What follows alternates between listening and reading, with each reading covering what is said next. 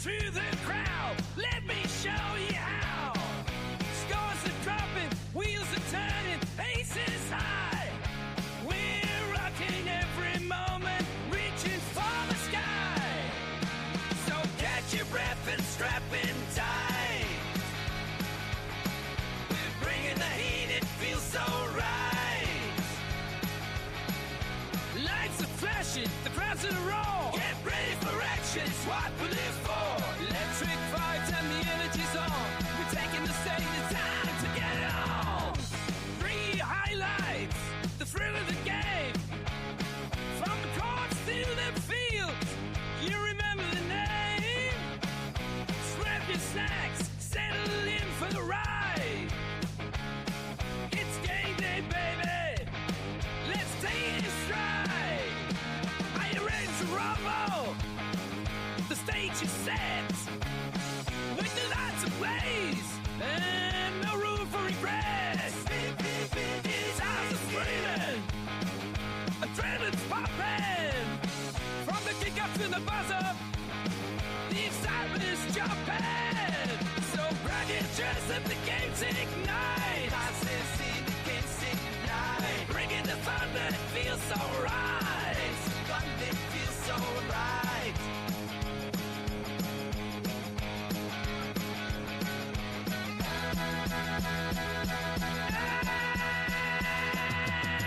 Welcome to the showdown, it's time to ignite. With the low on the air, bringing you the fight. With the crowd roaring and the tension so thick.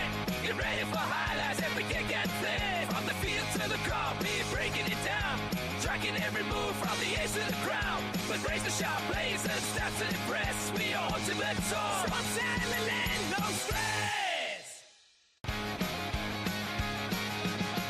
Get set for the thrill.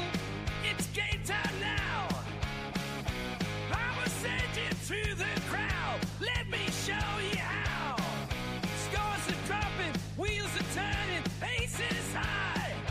We're rocking every moment, reaching for the sky. So catch your breath and strap in tight. We're bringing the heat, it feels so right. Lights are flashing, the crowd's in a roar. Get ready for action, it's what we live for. Electric vibes and the energy's on. We're taking the stage, it's time to get it on. 3 highlights, the thrill of the game. From the courts to the fields, you remember the name. Grab your snacks, settle in for the ride. It's game day, baby. Let's take it in stride. Are you ready to rumble? The stage is set. With the lights ablaze and no room for regrets. It's hours of screaming, adrenaline's popping. From the kick-up to the buzzer, the excitement is jumping. So grab your chest, let the games ignite. I said, see the games ignite. Bringing the thunder, it feels so right. It's fun, it feels so right.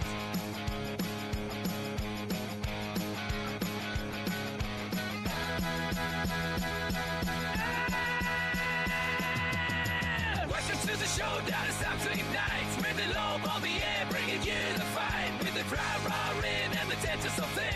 Get ready for highlights, every kick and flip. From the field to the crowd, we're breaking it down. Tracking every move from the ace to the crown. But raise the sharp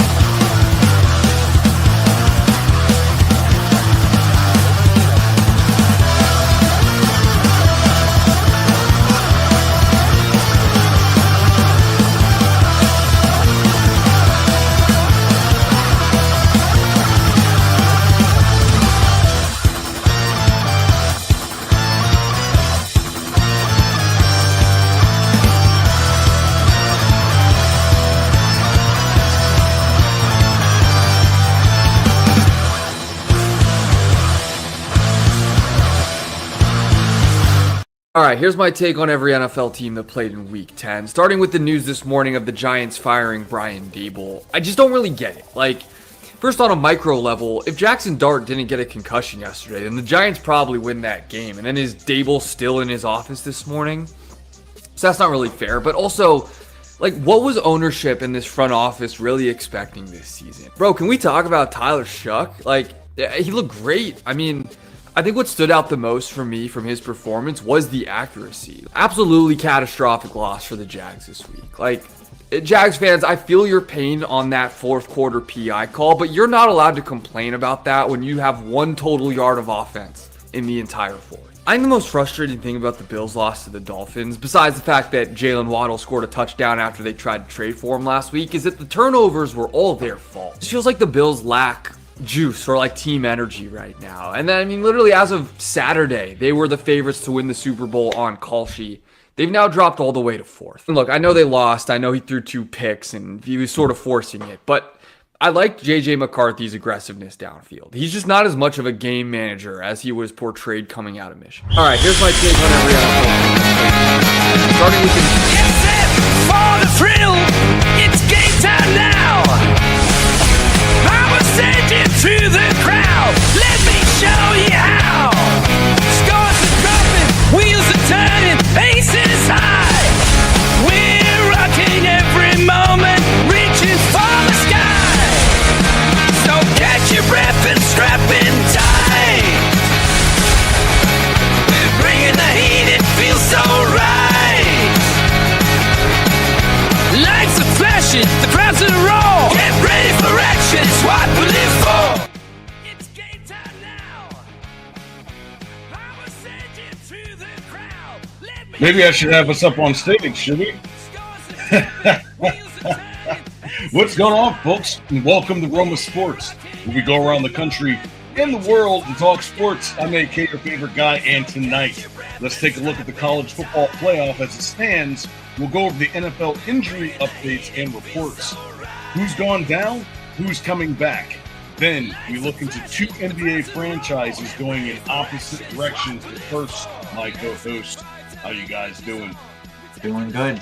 We're finally back. A little hiatus, a little mental recuperation, but good to see you. Good to see Navas. What's going on, bro? Oh, I'm looking forward to Navy, North Texas. Oof. Oh boy, I like it. Good to see you. Yeah, I mean, there's a lot of important games going to happen this week because the following week is not really much. It's just more positioning or whatnot based on who they're playing. But outside of that, it's going to be a pretty awesome weekend of college football. I will say that, to say the least.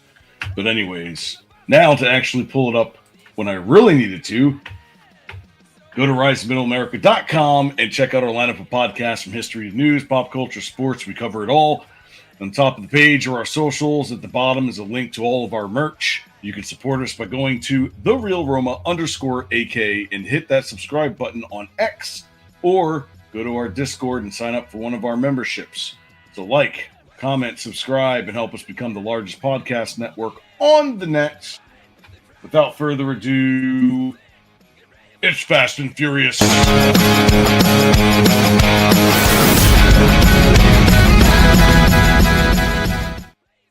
All right, guys. So this week we're going to go over the college football playoff, and let's see what some people have to say about that.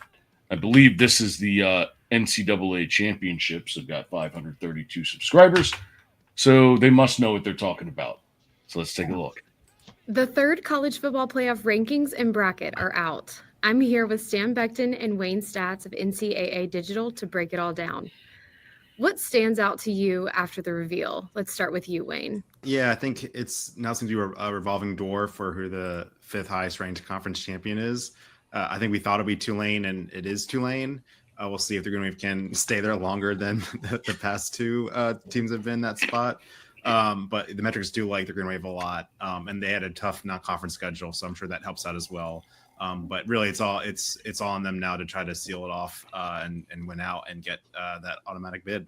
Can one of the teams finally not lose after getting ranked? I feel you on that one, Stats, because I mean, Tulane, they lost to Ole Miss, so I guess that's a good loss. You lose to a playoff team. I would love to see them have a rematch in the playoffs. That would be nice to get a rematch in the playoffs, so that's something to look forward to. James Madison, on the other hand, they only have one loss, but, the former committee chair now, he was saying that they don't like their strength of schedule, so can they even get in? Do they need another team to lose and then another team to lose? Like, I don't. What more does James Madison have to do?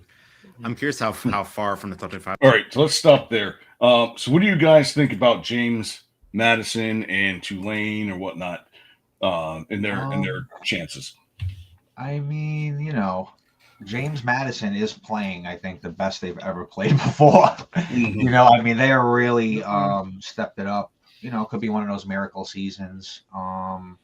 Their strength of schedule, that's where I think it comes into play if they're even going to get recognized. I mean, what do you think, Navas? So James Madison, you're forgetting the Kurt Signetti years. All right. But did they even get to touch anything there?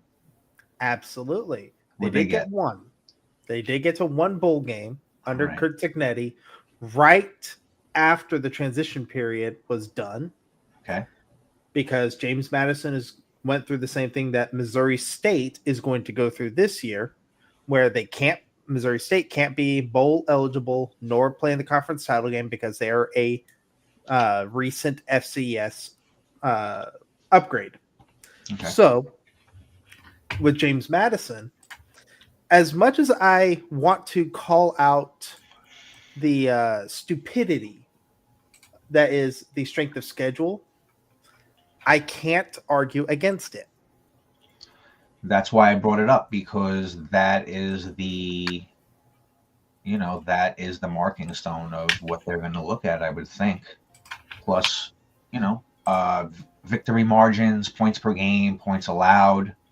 All that stuff comes into play when you're just trying to make a name for yourself with the big boys. So, well, isn't that also a cop out to the entire concept between the haves and have-nots? That is the Power Four and the Group of Six. Okay. Mm-hmm. It's always been like that, though.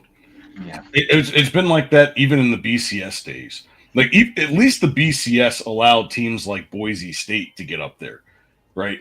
Because obviously the strength of schedule wasn't there, but wins actually mattered. Whereas now you can win, but it doesn't matter because now you've got the human element in going, well, you know what? Maybe this is going to work out. Yeah, it didn't work out for Cincinnati when they made the Final Four, but it would have worked out for UCF when they did, but they never got that opportunity. Yeah, right? I mean, yeah, no, absolutely. But the grading system on where to place a college and how good are they, what's their ranking throughout the whole college football livelihood, I have a problem.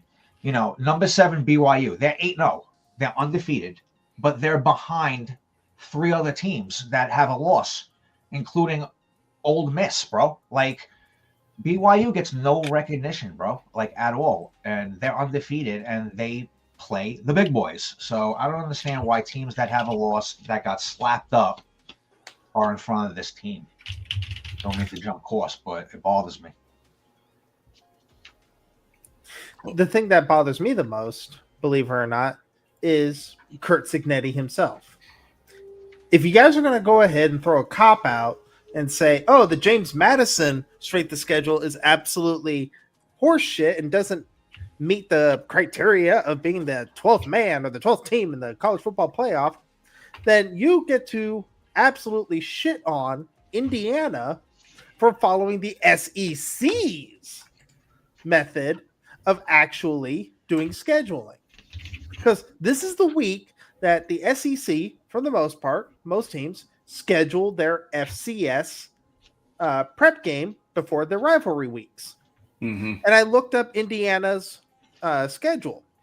And with all due respect to Kennesaw State, the fact that Kennesaw State is still Conference USA it still means that they are in a bad conference. Yeah. Even if it means they are a good team.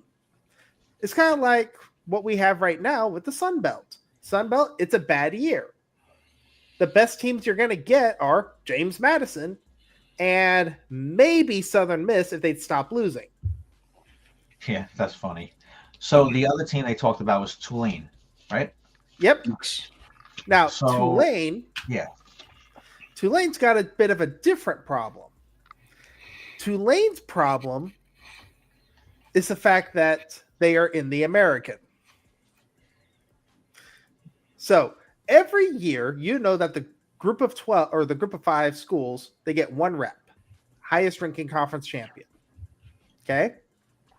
And every year, it's always been a mix between the Mountain West and the American. Well, we know for damn sure this year's rep is going to be the American. Now, I mentioned earlier in the stream, I can't wait to see Navy and North Texas. I should have added round 2. But, excuse me, Navy and North Texas already played each other once, and that was a few weeks ago, North Texas beating Navy 31-17. Like they said earlier, Tulane's losses. Yeah, Ole Miss, which is a damn good loss, even if it was 45-10. And then they got walloped by UTSA. Yeah, that's the Yeah. problem. Yeah, that's where you shouldn't even show face anymore. But they shouldn't even put Tulane in that category with James Madison. They go back to that last page. I just seen they should be go ahead. North Texas. They should be talking about North Texas. Yes, No? So I agree that it should be North Texas and Navy, so long as Navy maintains the record that they're going to win out. Because, yeah, if you want to argue about good losses, is a good loss from Tulane losing to Ole Miss equivalent to Navy losing to Notre Dame? Well, where's Notre Dame right now? I think they are 9. Number Yeah. 9. I thought they were 7, but they're 9, unfortunately. 8-2. All right. They won 8 in a row. I think they were 0-2, right? So, You know, hey, Yeah, listen, you had a rough start to the season because they did. I don't know what happened there. With well, you have to remember, Texas A&M is 3, and Miami. Yeah, where's Miami right now? They slipped off a little bit. They're now They're 13. number 13. So they lost to 2 top 15 teams and then won out the rest. Yeah, exactly. So, sometimes you have to look into the future. It's much harder to do that later in the season when the records already speak for themselves. But Yeah. earlier in the season, when they were ranked so high, that's what really helped them because they were they were in the top 5, weren't they? I think they were Ooh. 6. Number 6. Yeah. Yeah. So, Salty, I'm sure Salty knows. Notre Dame, what was their lowest ranking this season to start? So, exactly, 6. Yeah. Thank you. Yeah. Yeah. That helped them out a lot was the fact that they were ranked so high and then they dropped into the 20s and then didn't lose a game since. So Yeah. what ends up happening is a lot of teams above them start to lose. It's not because they're doing better. It's just that the teams above them are doing worse. And that's the reason why they get back up to where they are. Exactly. To reel off 8 straight and to know if you get that third loss, you're pretty much not going to be doing anything. So, I'm not going to hate. Big ups to Notre Dame, bro. It is what it is. But, what about Georgia Tech? 9-1. Sleepers. even though they almost lost to Bill O'Brien's. That's all Boston right, College. though. That's okay. Listen, you pull it out 36-34 on the road. Listen, to even show face and to even try to pull that game out is great for them. But yeah. Boston College is not a cupcake. And on the road, too. And it's on the road in Boston. Like, it gets loud up there. Yeah, man. Those fans know what they're doing. Yeah, Georgia Tech, the last time they had this great recognition was, I'm sure, at least 10 years ago. Yeah. Remember, a couple of weeks ago, we talked about this. We said that there's going to be a slip-up game here somewhere, and they did it. They did it at NC State. I thought it was going to be at either Duke or Syracuse, but that didn't happen. But with the NC State loss, that one was kind of weird. But they beat Boston College, then they got Pitt. That's going to be an interesting game too, because Pitt's 7-3 and 5-1 in the ACC. So, what I don't like though about Georgia Tech is they give up too many points. So can you score that many more points than your opponent? I mean, look, 34, 48. All right, 16 and 18, but soft teams. 20, 29, 24. I mean, they're giving up at least 3 touchdowns a game. Yeah. So. And Pitt's really going to test that defense. Right. And then, of course, they got Georgia. I swear, if they lose to Pitt and then win against Georgia, I'm just going to go off. We could try to play the what if game if you want. Who does Georgia play this week? And we'll see if that matters. Georgia plays Charlotte. All right, so they're gonna win out. So they better Georgia Tech better win this game because they definitely might lose. Georgia should drop 3 spots just for playing Charlotte right now. You think about that? Remember, that's the bullshit that the SEC does to schedule their cupcake games right before rivalry week. Yeah, so they can go up by 4 touchdowns in the first quarter and pull everybody. Yeah, exactly. Really quick. I won't talk about them too much. Just really quick. Best defense in the league, 5.7 points allowed. Ohio State, I think it went up to 6. I'll take it. But I feel really bad because this week they host Rutgers. And Rutgers, I love Rutgers. They're my, college across the bridge. And I feel really bad for them this weekend. They're going to get destroyed against the Buckeyes. But anyway, as we will. Now, there is one team that I am keeping my eye on as the Cinderella of the Power 4 schools, if you will. That is Vanderbilt. You can see on the screen, Vanderbilt is number 14 in the college football playoffs. 8-2 overall. You know that Utah and BYU are going to eat each other one way or the other. You know that Alabama, I don't think Alabama is done losing because Alabama plays. I'm sure they got one softie left. They got East Illinois and then Auburn. And Auburn ain't anything the last couple of years. I mean, listen, it's on, whatever. I wonder how much money Eastern Illinois is getting to come down there. But it's good. I mean, it could be good. It could be bad. That loss to Oklahoma, it could either devastate this team or it could really beat that crap out of Eastern Illinois. I mean, but that's a bad loss to Oklahoma, man. I mean, what do you take out of that game? Is that a bad loss, though? Is it? I maybe would think so because of the fact that Oklahoma's recognition really wasn't talked about, hey, top 5, they're a strong arm team, and they're going to definitely lose the next 2 out of 3. And they beat Alabama. And Alabama's not used to having 2 losses. I mean. Yeah, but they got a very accurate quarterback, though. Like, he knows what he has to do, but when they're behind, they don't have the type of offense that they used to. They don't have the Ryan McCarron. Henrys. They don't have the somebody that can just break the game open, right? I'll even go back and say Sean Alexander back in the 90s. Yeah, I mean, they do produce good running backs. But no, as far as the group of 5 schools go, you're most likely going to get whether it's North Texas, Navy, or James Madison. Those are your odds-on picks. Yeah, there is a very North Texas on that. There's a very, very small, non-0% chance that San Diego State makes it from the Mountain West, but they have the exact same problem that James Madison does. The strength of schedule is atrocious. Listen, I got some players that lead all of college football in categories and probably won't get any recognition because of the schools they go to. Dude, this kid Sawyer Robinson from Baylor, 3,200 yards. I don't hear him in the Heisman, do you? Nick Minucci from Delaware, 3,000 yards, 18 touchdowns. Do you hear him? I don't hear that guy. Running backs. Ahmed Hardy from Mizzou, 1,300 rushing yards, 15 touchdowns, 7 a carry. You hear his name? I don't know his name. Cam Cook, Jacksonville State. I mean, I can go down a list of players that doesn't get any talk about, and they should be winning Heismans.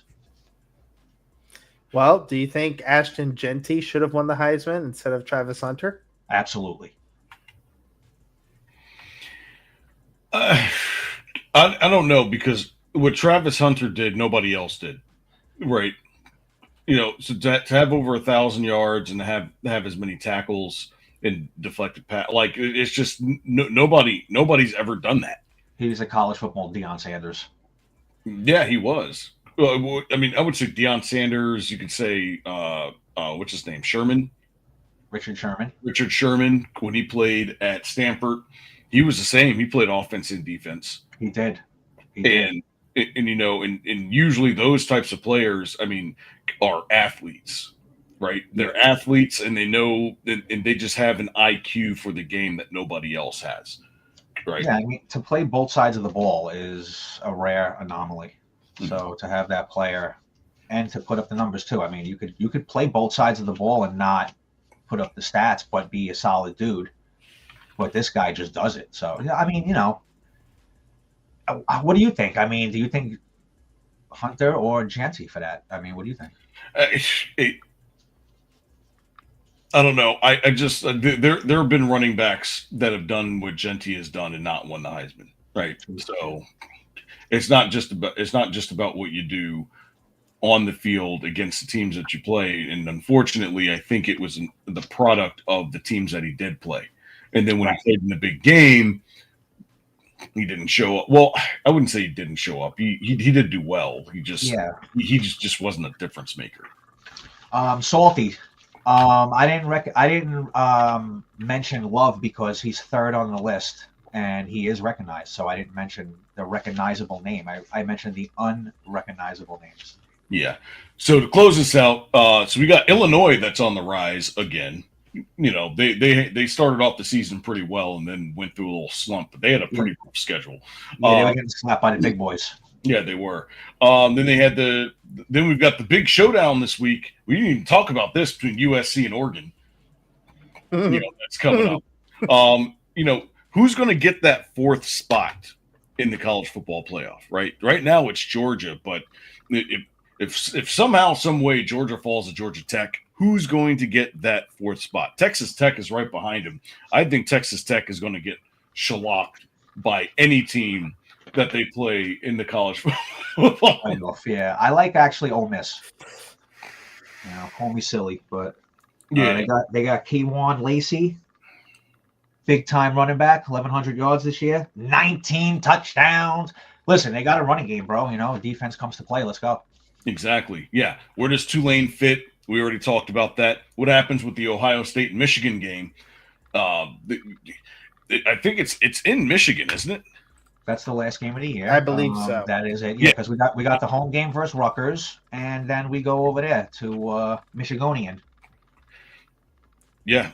So they're going to go to Michigan, and it's a 12 p.m. game. So yeah, they're going to be rocking. They'll probably blew it out on us. They're not going to white us out. They'll blew it out. What's Michigan? They're 8-2. I mean, and 6-1 in the Biggie. This right here could screw up the entire thing. Playoff system. Because then Indiana will be number one. Everything. because if Michigan beats them, Michigan are in the top 12. Right? They're going to be there. Right. If Ohio State loses this game, they might drop to 2. I'm not lying to you. Because by the way, behind them. If USC beats Oregon and Ohio State loses to Michigan, it is 100% conceivable that both teams miss the college football playoff. Who? Ohio State ain't missing no college football playoff. Ohio State and Michigan. Because Ohio State, if they lose to Michigan. They're the champs, bro. Get out of here. They're the champs. But they would lose the tiebreakers to USC. I still don't see Ohio State dropping out of the top 12. Not to the rank 18 team. They might drop to like 8 or 9, but No way. Listen, here's the deal. there's If they don't no beat way. Rutgers- if they don't beat Rutgers by more than 30, and they only win by 10, and then they lose to Michigan, I could see them falling to 7 or 8 because of the non-big victory against Rutgers. Just slap Rutgers by 40, go into Michigan and play your game, bro. Defense first. Well, here's the thing. Ohio State losing to Michigan is really bad as long as USC beats Oregon, because USC already has the tiebreaker over Michigan. And if USC beats Oregon, they'll own that tiebreaker too. So it'll be USC versus Indiana in the Big Ten championship. Yeah, but that's what points come into play too. See these points on the right-hand side. I mean, Michigan, even if they do get the win over Ohio State, they're not going to get that many more points to even, and Ohio State's not going to lose any points. I don't know. I can't see that happening. That is a what if, but it is what Again, it is. I said it is conceivable. I didn't say it was likely. Yeah.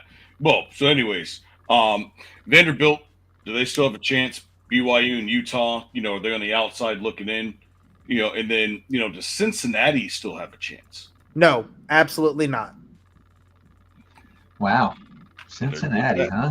All right, let's move on to the NFL. All right, so this time we're going to start this week with our fringe playoff predictions. This is with the non-division leaders. Okay, so we already know who the top 4 teams are in each division. So we got the Broncos, Patriots, Colts, Steelers on the AFC side, and then the Eagles, Rams, Bears, Buccaneers on the NFC side. But, Bears? Yes, the Bears. Wow. That's correct. Did I not call that at the beginning of the season? Yeah, they were 0-2. They won 7 out of their last 8 games. I mean, what's going on? Caleb Williams and his team's crazy. They pull it out of the end. You see the sacks that he evades? Yeah, he swiveled up, turbo button, ready to roll, bro. That's crazy. So we already know that. So I want to talk about the fringe teams. Yes. All right. So I want to talk about the Bills, Chargers, and Jaguars, and then move over to the NFC with the Seahawks, Packers, and 49ers. Maybe we'll talk about the teams here below. But, I mean, the Texans are trying to make a run right now. So far, what is the score right now? 20-16 Houston, 3 minutes to go in the third, and they're really hurting Allen bad. Yeah, I can see that. Yeah. All right, so let's start off on the AFC side with the Bills. So obviously they're playing the Bills are playing the Texans right now. They haven't really been able to move the ball in the second half. This would be a really bad loss for the Bills. Yeah, I would say really quickly, if the Bills lose to the Texans, you could swap them. I think the Texans jump into 5th, and the Bills, I would say, is 7, because the Chargers shouldn't be there. Herbert had 100 passing yards last week against Jacksonville. Like, what are we doing? What happened to them? Well, let me see. The Bills are 7-3, so they would have they'd have a 1-game lead over the Texans, but they would be tied with the Chargers. But the Texans, did the Texans beat the Jaguars? Yeah, they did. So the Texans would move into the 7th seed, and the Jaguars would fall out. Yeah, but the only problem here is the Texans really need to win this game because their schedule is brutal coming up, dude. They got the Colts twice. They got Kansas City on the road. I mean, yo, bro, what are we doing? Right. So let's look at the Bills. All right. So what do they got coming up? Oops. Where are we? Full schedule. So 16-20 right now. So there they are. In the red zone. Yeah, Houston's already. Yeah, that's going to be bad. So they've got the Steelers, the Bengals, the Patriots, the Browns, the Eagles, and then the Jets. This is Buffalo now. Okay. Yes. So I can see they're going to be Cleveland. They're going to beat the Jets. But 2-2 at worst. they're going to play New England in Gillette Stadium. And they're going to play the Bengals with Burrow back. Yeah, and they're going to play the Bengals with Burrow back. So, and they're going to Pittsburgh. Forget about it. Yeah, this is going to be rough for the Bills. All right. Now their chance against Cincinnati is the fact that their defense is atrocious. Like they can't stop anybody. No, they gave up. I think they gave up 30 points or more in like every game this year. Except for one, I think. Yeah, that's brutal, bro. I mean, everyone on the defensive staff, coaching wise, is fired immediately. Navasa could coach. So potentially they could go. Let's see, 7, 5, 7, 2 and 3, bro, at best.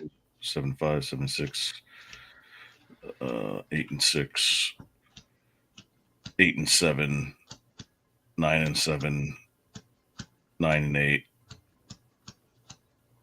They can go 10 and 7. 10 and 7. I think 10 and 7 is going to be their record, and they're going to be squeezing into the playoffs with tie. I mean, tiebreakers are going to play a role, especially with this Texans game.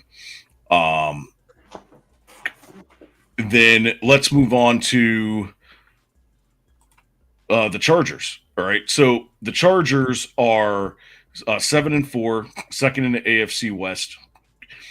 Not only are they looking up at the Broncos, but they got the Chiefs literally right on their ass in that division, right? So, and I believe they have a brutal. You think the Bills have a brutal schedule, or the Texans, the Chargers? My God, they play next to the Eagles, then the Chiefs, and the Texans, then the Cowboys and the Broncos.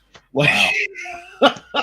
Yeah, and to lose that game again against the Jags last week, even they got the bye, they got to lick their wounds, as you would say. But I mean, bro, brutality. It reminds me of Phillip Rivers just trying to make a wild card, like right at the last week, a miracle Hail Mary. Yeah, exactly. Yeah, the Chargers are in trouble because I mean, until they get back. Well, I'm going to talk about this in a little bit, but until they get back Hampton, like, their running game is non-existent. I mean, Justin Herbert is getting murdered behind that offensive line. Like, absolutely destroyed. And you wonder why he only threw for 100 yards last week. Because he's hurting. He's hurting real bad right now. And I'm pretty sure his ribs are inside of his organs as we speak. But, yeah, that is a gauntlet that I don't wish on my worst enemy. Now, let's move on to the Jaguars. Jaguars have a very weird schedule ending up because they face 4 teams total in the last 6 weeks. And out of those 4 teams, 2 of them are the worst teams in the NFL and 2 of them are the best teams in the NFL. All right? So they face the Jets, the Titans twice, the Broncos, and the Colts twice. That's pretty crazy. I mean, it's weird because I think this year in football, even though the best team's playing the worst team, it's not how it turns out to be a lot of times. That team would win, but it ain't going to be how big you would think. I think they just play up to the competition. I think they play good against good teams, and they're going to play like shit against bad teams for some stupid reason or another. But Trevor Lawrence ain't really doing much. I mean, what do they got going on over there? Travis Etienne and Tank Bigsby? I mean, I don't know. No, they traded away Bigsby. Bigsby's gone, so there you go. I mean, now they got Tootin. They got Tootin, fresh and Tootie. Rudy Tootie. Navas, what do you think about this AFC bottom bubble? I heard it put best by good old urinating tree. If you realize that the Jaguars are the NFL's personification of chaos and you accept it as chaos, then you would realize what Jacksonville actually does, and it makes way too much freaking sense. And I hate that he's right. That's funny. But no, as far as like the playoff picture goes, I can't see Buffalo missing the playoffs this year. Like, they're not going to be as good, but if I'm looking at the bubble, I got to keep my eye on Baltimore. Hello. Like, Baltimore is going to be that one team that we all know how valuable a quarterback is to a team. We know that. Lamar Jackson is the prime example. Baltimore has no receivers. Baltimore barely has a defense. But with Lamar Jackson, it's an all or nothing gambit. Yeah. I mean, listen, they look like shit against the Browns, even though they pulled one out. I mean, Derrick Henry, he hasn't really been doing anything. They got a great coach. He's going to keep them in these games. Lamar didn't even practice today. But they said he's going to play. They're playing the Jets. I'm surprised they're 5-5, bro. I mean, that's just embarrassing. Yeah, and then right behind them are the 4-7 Dolphins. They won 3 straight. McDaniel's job on the line, man. They don't want to fire that guy. It's funny. The Dolphins did this like 4 years ago, where they started the season like 1-7, and then won out the rest of the year and almost made the playoffs. Yeah, I mean, listen, Tua changed his game. They got a great running back in A-Chain. I mean, that guy is literally turned the whole team around. Pocket passing now in Tua, no more running around getting concussions. He's getting the mold. He's starting to turn it up a little bit. Tyreek Hill's not there. I think that's actually good, especially inside the clubhouse.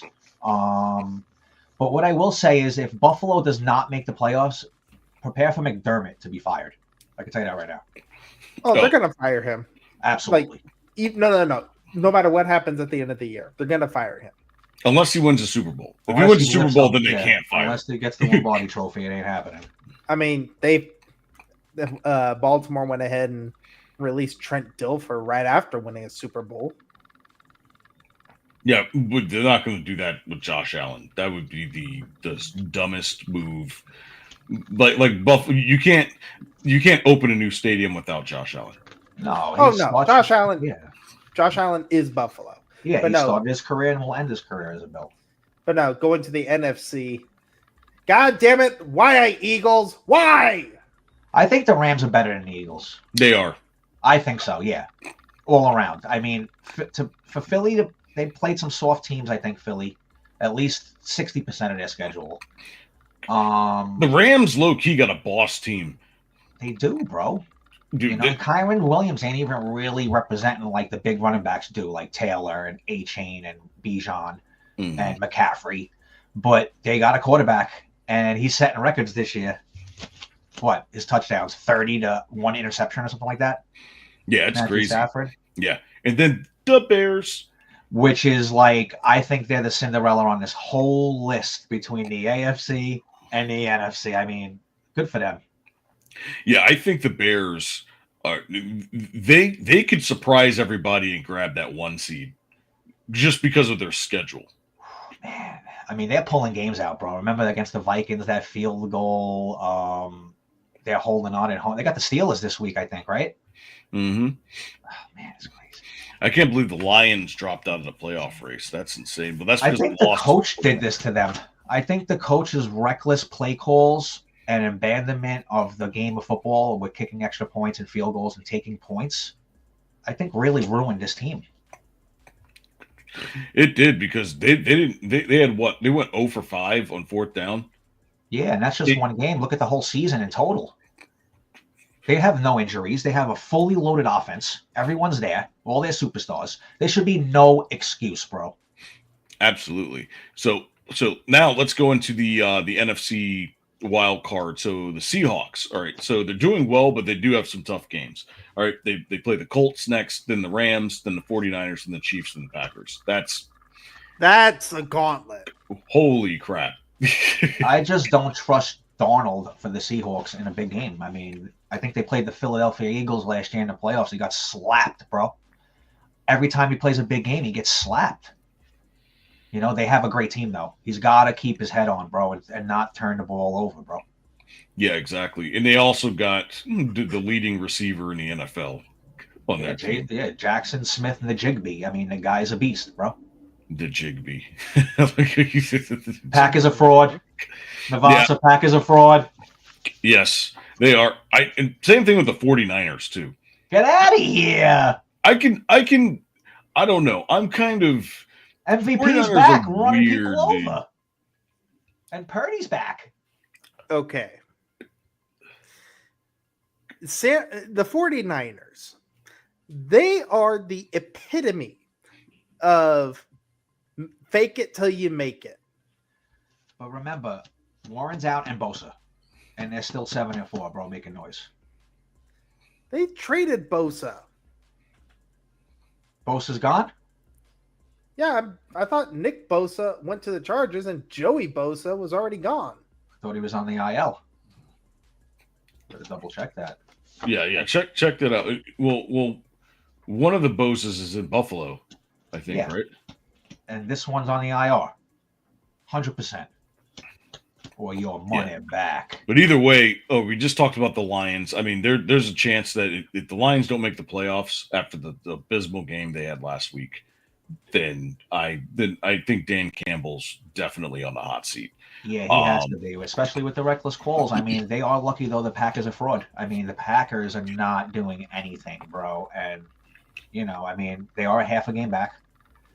And the Packers beat them in the first game of the season at Lambeau. You remember that? Mm-hmm. So, I mean, listen, I don't know what to take out of this except the Seahawks and the Niners are real in this bottom gauntlet. Who's under the Lions? We got the Panthers, 6-5 Panthers. Okay. The Panthers really pissed me off this year, especially with my parlays. Yeah, they're losing to shit teams and not showing up. Because I picked them to win at the beginning of the season, they lost. Then I picked them to lose, they win. And then it's just like I don't think I've got them right once this year. Okay. Carolina. I don't care if they blow up the entire season, like complete meltdown, down to 6-10. I don't care. This year's already been a success. Okay.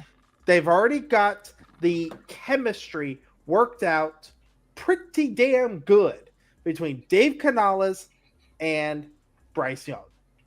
They have the foundation to work with. And I don't know who's got... I know they made a trade that Carolina gets like a first-round draft pick at really high up for some inexplicable reason. I'm pretty sure of that. So the fact that they've already got the foundation worked out and they're going to get a high draft pick come this year's NFL draft because of one of their trades from way back when, I see Carolina really going balls deep next year. This year, if they're going to make the playoffs, it has to be through the NFC South. They have to win their division. I don't think they have the schedule to be able to run the table and get a seventh seed. Speaking about running tables, what do you think about the Cowboys running the table and making that last wild card spot? Dak's starting to heat up, even though get the hell out of here. Sucks. Hey, listen, they got Pickens and Lamb. I mean, these guys are having a great season. All right, I'm looking at the Panthers scores here. Yes. So, of course, they had that crazy game where they won 30-0 against Atlanta. And then they lost to New England 13-42. And then they win against the Dolphins 27-24 in an epic game. Look at how close these games are. Then they beat the Cowboys 30-27. They beat the Jets 13-16.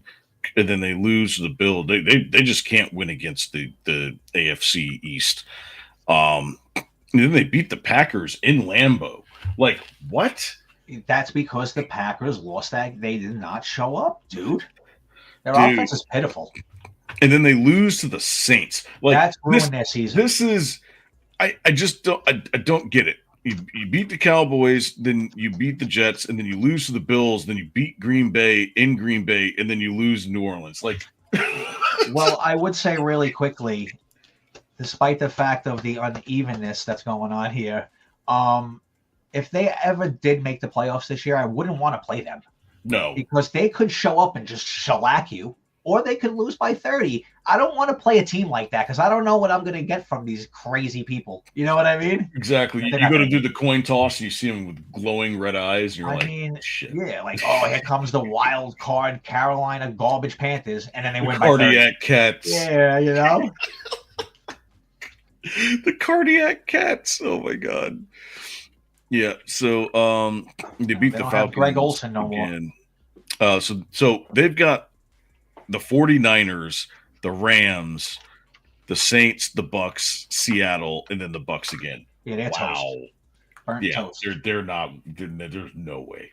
No way. What do you think, Navas? No way, right? There's toast. Absolutely no way they're making the playoffs. Depends. You mean like the women's underwears? The pens? So the Rams, I can see that as a loss. The 49ers, that's going to be a good game, whether people like it or not. And then if you scroll down a little, you got Tampa Bay twice. The Saints, the Seahawks. New Orleans, I think they're going to fuck up their tank, and they're going to fuck up Carolina. Yeah. All right, so I guess I'm putting my money on the Saints in that game. I think New Orleans is going to fuck up their tank. Kamara's back. Tyler Shuck. He ain't great, but it is a foundation. He ain't great. That's hilarious.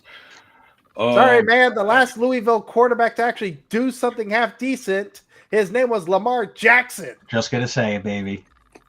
Either that or Teddy Bridgewater. I remember watching him, bro, in college. Pretty cool. That's funny. All right, time for League League.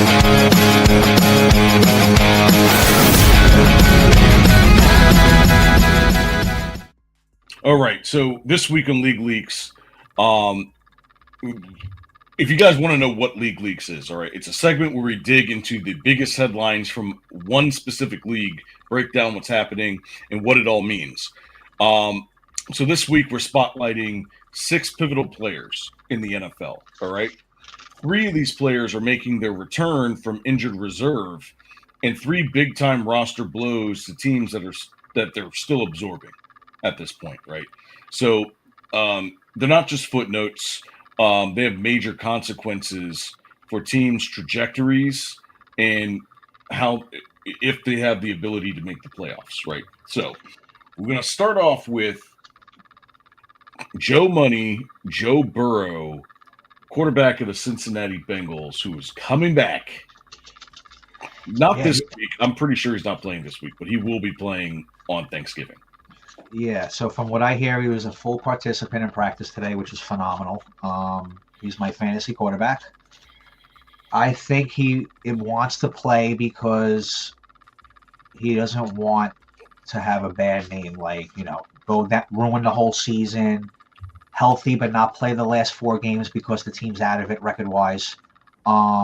Big-time injury, right? He had the Achilles. He's working his way back.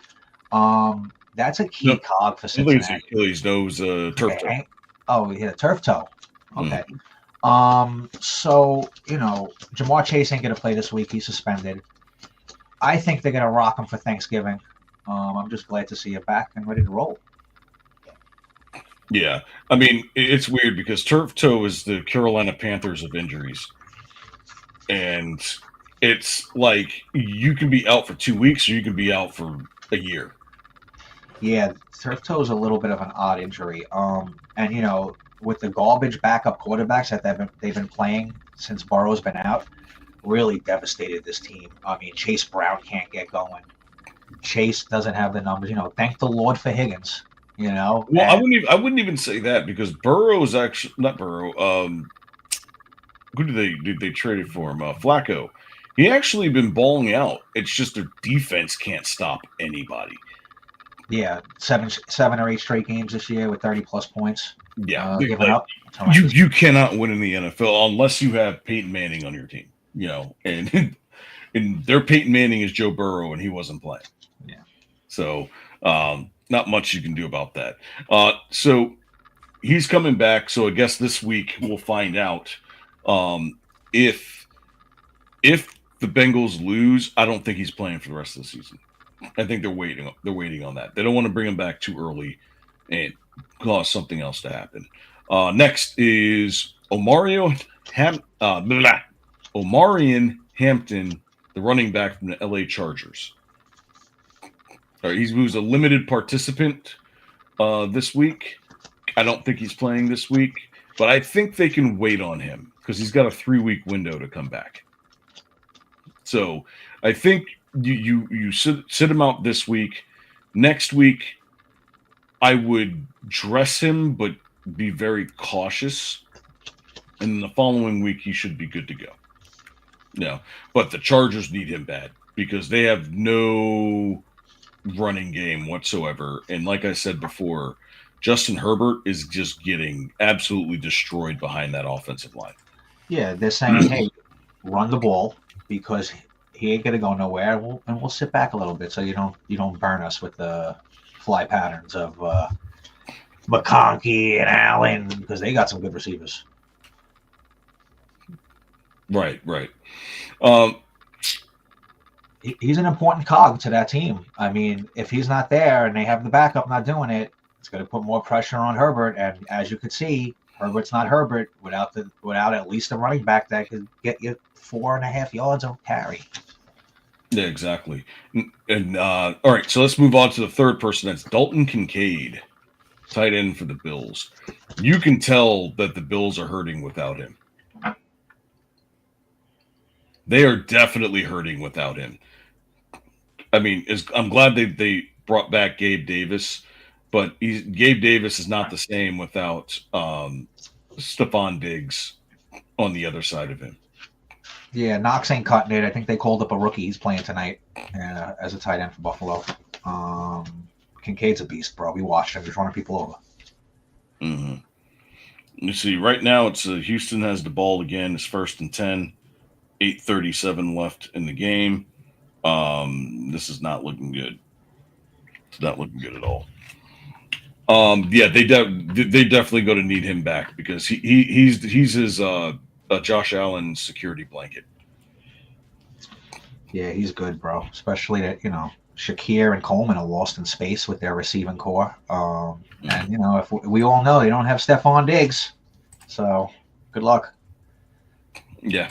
Definitely.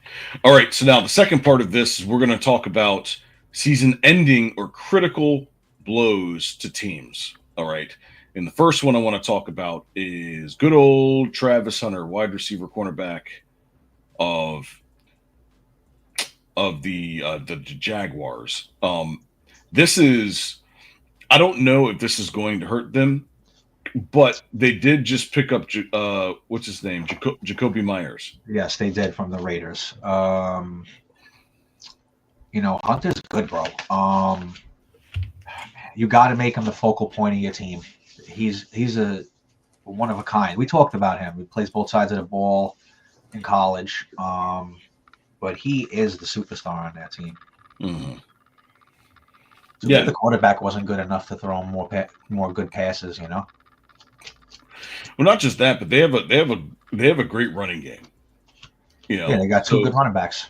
They've got 2 good running backs, and they've got 3 now almost Pro Bowl type receivers on their team. So I'm sorry, but if their quarterback can't get them the ball, you're not going anywhere. All right. Brian Thomas is a shell of what he was last year, but a lot of that I think has to do with scheme. And also the fact that they picked up Travis Hunter as well. I think they need to use Travis Hunter as more of like a gadget player on offense, and then utilize him a little bit more in the slot on defense, or maybe even as a 3 deep look or something like that. Because that's what he was good at.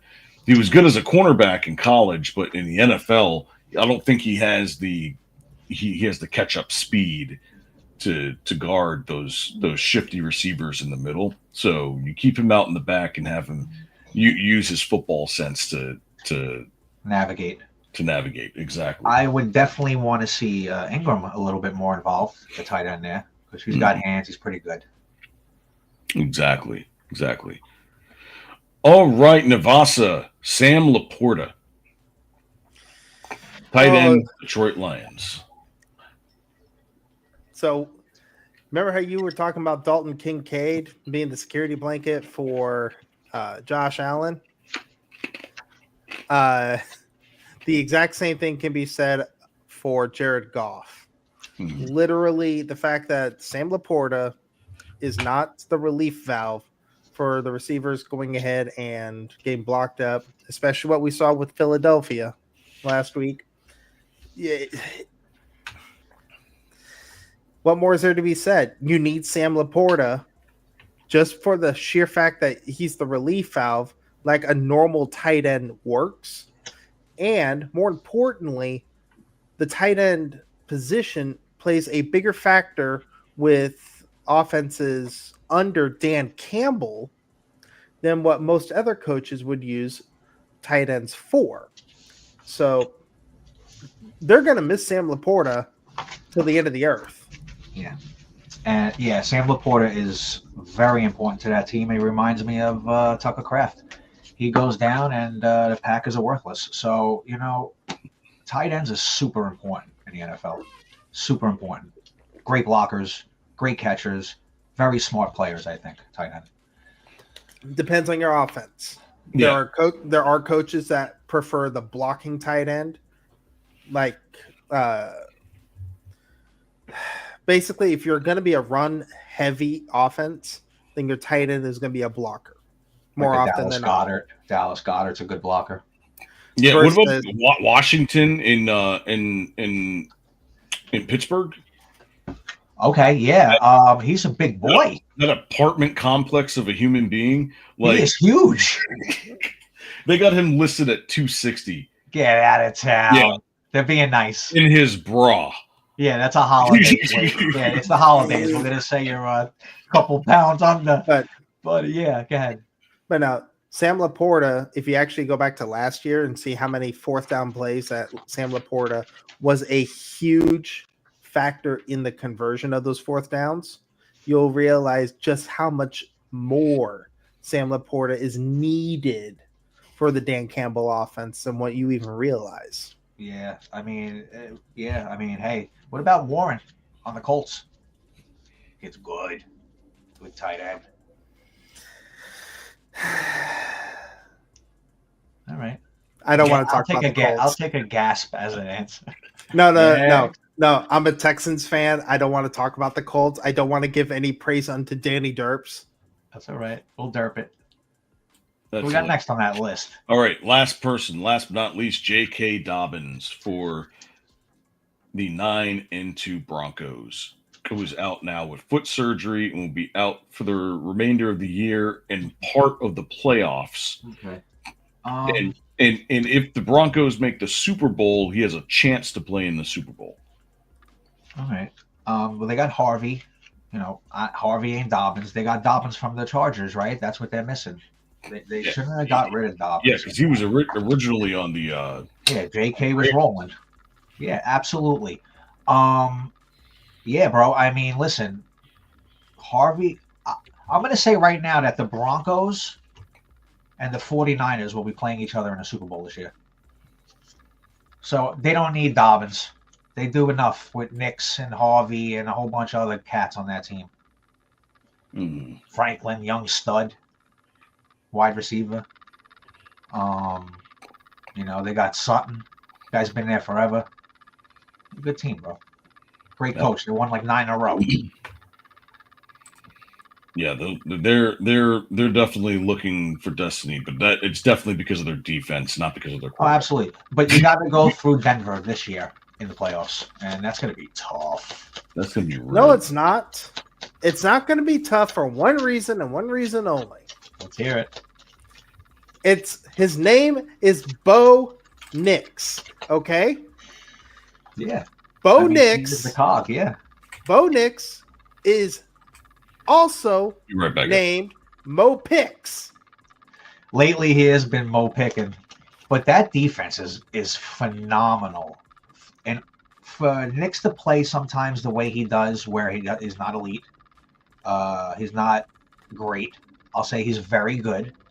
but he doesn't cut it as a quarterback that's going to put up points. And for their defense to allow this team to have the record they do is just out of control, bro. So I think no matter how many mistakes this guy Bo Nix makes, the defense got his back, yo. They're silly, bro. This was even with Cortland Sutton getting injured. Or, sorry, not Cortland Sutton. Patrick Surtain. Yeah. That shows you how deep, captain, too, on the defense. Yeah, they're good, bro. That's crazy. Sean Payton is, I mean, that shows, that's definitely coaching right there. It ain't Sean Payton's. No, you get that defensive coordinator out. You get that defensive coordinator to either lock him down as a defensive coordinator or gigantic, or you have him go through the Bill Belichick School of Defensive Head Coaching. Do they have Spags? Spagnuolo is a defensive coordinator in Denver. I think it's back to Vic Fangio. No. Well, whoever it is, he deserves humongous credit, bro. Absolutely. All right. Final segment, Franchise Files.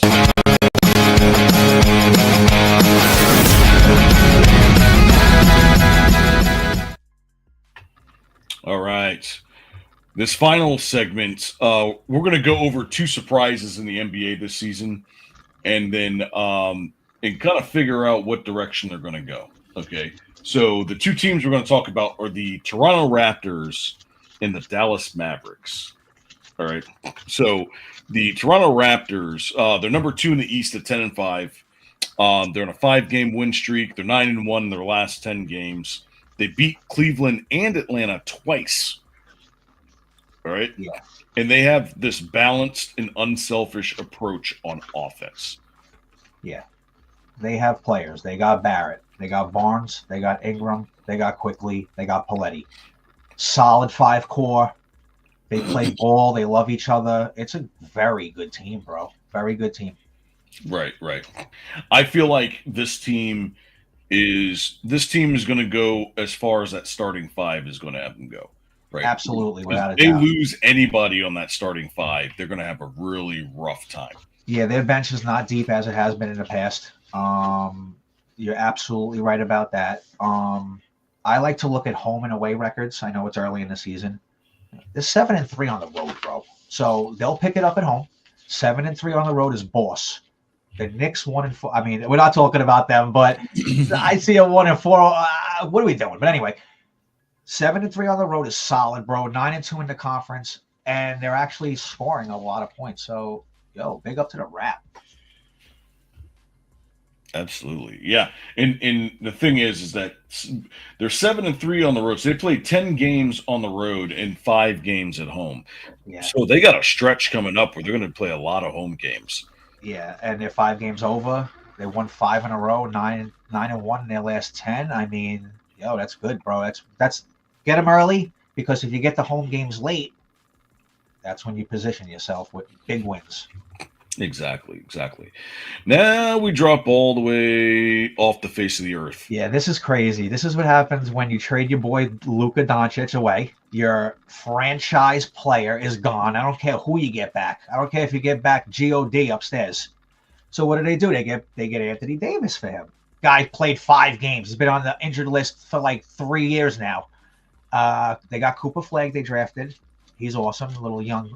I think he was number 1 pick, I believe. Mm-hmm. But he missed the game against the Knicks the other night. Dallas's offense is a little hit, bro. They don't really have any players. They don't, because they average 110 points a game, and they're lucky to get that. Yeah, which is like 26th. Yeah, I mean, I was building a team the other day in Daly, and I seen Maxi Kleber's name. That's when you know they're doomed. That guy's been on that team for like 8 years. He's trash. Yeah, they hide him like he lives in the janitor's closet. They have Blake Lively. Blake Lively's pretty lively, though, I must say. Yeah, he's a big boy. He's good, but I mean, they don't got anything going on over there, unfortunately. Yeah, like you said, yeah, because like you said, they got the number 1 draft pick. Yeah. Because of it's only going NBA. to take you so far. Yeah. 13 in the West at 4-12. They lost 10 of 13. They lost to the Pelicans, the Grizzlies, and the Wizards. Yeah, and they're 3-8 at home, bro. Mark Cuban must be stewing. I don't even think he owns them anymore, does he? Yeah, that is the Washington Wizards' only win is against the Mavericks. Wow. Navasa, let me ask you a question because you're in the state. What's going on with this Dallas Maverick garbage? Like you said earlier, the fact that they traded Luka Doncic, they got Anthony Davis in return. Anthony Davis is by and far he is a guy that you should have sold for parts about 2 years ago. A broken commodity, absolutely. And now they're trying to turn the Mavericks are trying to turn Anthony Davis into a freaking superstar akin to a Sisyphean task of Pygmalion. In layman terms? My Fair Lady. And there we are. The owner of the Dallas Mavericks said, I give you permission to trade Luka. You're the GM. Ooh. You could do what you want to do. Salty. And now they want to fire him. So, I mean, hey, listen. Give the guy the wand and take it away immediately. That's crazy. But yeah, so these are two teams that we thought that were going to. So in my mind, when the season started, I thought the Toronto Raptors were going to be where the Mavericks were. And I thought the Mavericks were going to be where Toronto was. But it ended up actually being the opposite. And these are the only two teams that I got wrong. Now, my Magic, obviously, they started off the season kind of rough, but they were learning each other. They just got Desmond Bane back. They still don't have Mo Wagner off the bench. And Paulo's been out for a minute. He's been out for a week. Yeah, but Paulo went down, and our entire offense opened up. Because you got to remember, the offense runs through Paulo. Yeah, he's the focal point. Absolutely. He's the focal point. But what we're learning right now is that we actually don't even need him. Now, that I'm not saying trade him because that's stupid. Because we could probably get like all the picks that we sent out for Bane. We could probably get them back. This is what you call cohesiveness. I mean, next man up. And Orlando's been balling. They've surprised me. They score a lot of points and they have shooters. They have shooters. Tell you what, if I were to trade away, okay, I'm only saying this so all my Magic fans don't come after me. Because let's put on your GM hat. I'm not saying that this is what I want to do, but if I were somebody else and they wanted to trade Paolo Banchero, this is what I would do. I would send Banchero to the Lakers, and I would get back. Now, here's the thing. I would send Banchero to the Lakers along with Jonathan Isaac up to Portland. And I would get 2 first-round picks from LA, a first-round pick from Portland, and then I would get Jeremiah Grant from Portland, and then Hachimura and who's the other center that plays in, they got Ayton. Not Ayton, the other one. They got Vanderbilt. What's his name? Vanderbilt. Can you imagine having those two come over to the Magic with Jeremiah Grant? I mean, it sounds young and that team. I wouldn't ask for Jeremy Grant. I would ask for Shaedon Sharpe or David Abadajila. I think those two were better than Jeremy Grant. I think Jeremy Grant. I would rather have Sharpe because Sharpe is a more all-around polished He's player. super young, bro. He's like 22 years old. He scores 24 a game. He just joined the NBA. Portland's not supposed to be good, but they got scorers. They're going to be scoring. They're good prop bet players. So I would probably propose that trade, but I would want Austin Reeves, bro. Mm-hmm. I think the Lakers would be up to trading Reeves since LeBron's back with Doncic. There's no room for the kid. He can't shine no more. LeBron's back. Yeah, but I don't think LeBron's going to be scoring as much as we think. But he's on the court. I get it. But I think he realizes now that he is not the hot shot. Well, It's Luka. all right, Navas, let me ask you a question. Since LeBron's back, how many times a game, let's say 60 times they go down court. How many times is LeBron touching that ball in the half court offense at least once to pass it or shoot it? Every time, I would think, right? You would hope so. So that leaves a man out. And with Luka there, Austin Reeves ain't going to do what Austin Reeves does, and it's going to ruin his game. I would trade him. Come to the Knicks. OG's out. OG Anunoby's out. Brunson's broken. Come on over, bro. We'll give you Towns. See, I couldn't care less for. Whoa. That means the Lakers win the championship with Towns, LeBron, and Luka, right? That's what you're saying? No, because they would have to then send what's his name over. Well, I'll tell Bridges to play power forward. I'll move him over. It's all good, bro. All I'm saying is I could not care less for both teams. My guy. No, I say this because, number one, I stopped watching the Lakers in general when Kobe retired. Okay. Number two, as much as I want to shit on LeBron James with every fiber of my body for the person that he is probably the GOAT of the NBA. I will admit that. And I hate it. I hate it even more. But I do want to go ahead and harken back on something. Correct me if I'm wrong, but the Pistons were a wild card seed, like the play-in seed. Yeah, they played the Knicks in the first round last year and lost, but they gave us a problem. They're 13-2, right? Somebody had made the comment last year that the Pistons are young, talented, and ripe for a dynasty run. They really are. I want to see them play Oklahoma City. What, in the finals? See how they do. Not even in the finals. I just want to see them in the regular season, see how they stack up against OKC, because they got some athletes on that team. Yeah. They got Durant at center, bro. Cunningham's a beast, bro. They got players, bro. I mean, they got some young kids too. I think they got a Thompson brother, if I'm not mistaken. Josh Allen is throwing hand. You heard his throwing hand. What else? Oh no! That's crazy. But the Pistons, man, I wouldn't want to see them in the playoffs again, bro. They are good, bro. I'm not surprised. No, I'm not surprised.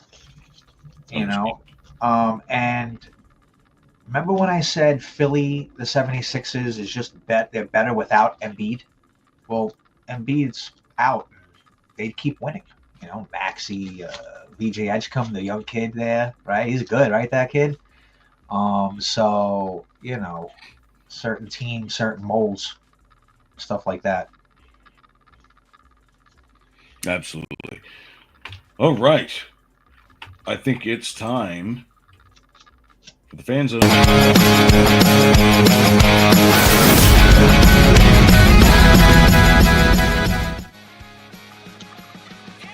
Okay. Oh my God! No way. The Bills just converted on a 4th and 27. Holy crap!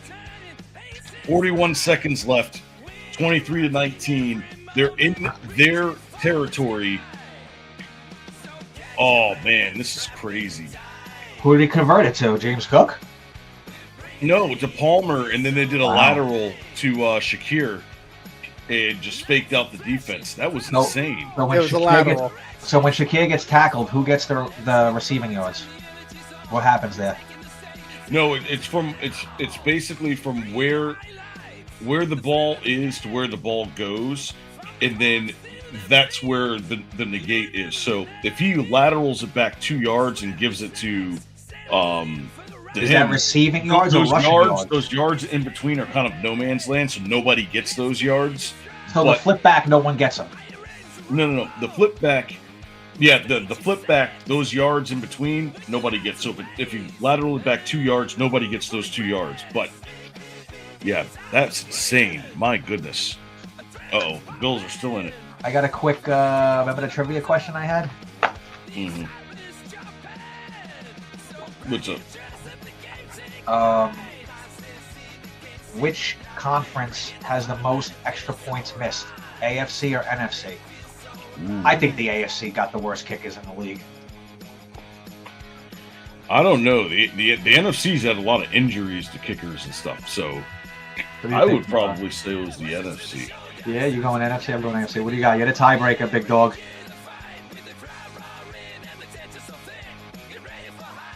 Who does Young Oh! No way. Oh, I thought he caught that.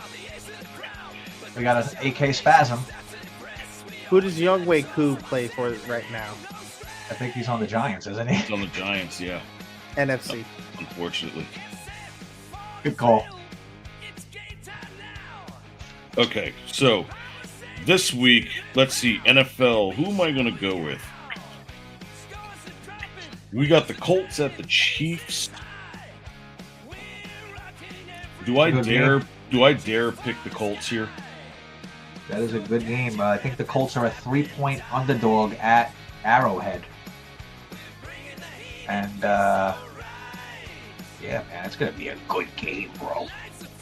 Sometimes when it's really a good game, I don't like to gamble on it, bet on it. They got the Patriots at the Bengals, but I'm not sure. It really depends on if Burrow plays. Like, I'm looking at the bets right now, and they don't have Burrow or Flacco up right now. So, if Flacco is playing, I'm taking the Patriots -6 easily. Yeah, I think the Patriots are going to win regardless who the quarterback is. I do too, because like the offense of the Patriots are going to feast. They're going to absolutely. I think everybody's going to have a touchdown. So here's what I'm going to do. I'm going to wait off on that one. We got the Detroit Lions at home against the Giants, -10. I'm taking the Giants +10. That's ballsy. I think Dart's back. I think Dart might be playing. Yes, Dart is. Let's see. Milestones. Yes, Jackson Dart is back. I am taking the Giants +10 because he is the difference maker. He's the one that extends drives and allows extra points to be scored. And so all of the games that they played this year with Dart, with the exception of one, have been one possession games. All right, and I think Jared Goff is going to have a hard time against that defense. Now, I will say this: Amon-Ra St. Brown is probably going to have another 3-touchdown game. Interesting. So, I'm going to go with the New York Giants. You know what? I'm going to buy some points on this one. Okay. I'm going to go the +13.5 with the New York Giants. All right. Then I'm going to go with Chicago at home -2.5. Interception, game over. I'm taking the Bears over the Steelers. All right. Then, let's see what else we got here. Eagles, Cowboys.